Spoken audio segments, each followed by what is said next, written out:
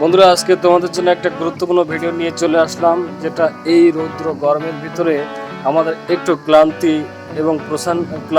দূর করার জন্য এই ছোট্ট ফলটি খুবই উপকারী হিসাবে কাজ করবে। যে বিষয়ে আজকে আমরা আলোচনা করবো সেটা হচ্ছে লেবু।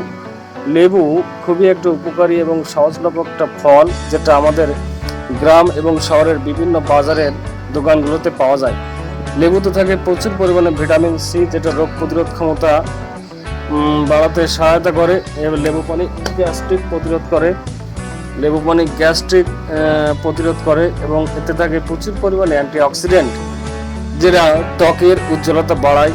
এবং লেবু পানি অনেক সময় ওজন কমাতেও সাহায্য করে এবং খাবারের স্বাদ বাড়ানোর ক্ষেত্রে আমরা অনেক সময় লেবু খেয়ে থাকি, যেমন সালাদ বা ভর্তা বা মাছ বা মাংসের সাথেও আমরা লেবু খেয়ে থাকি।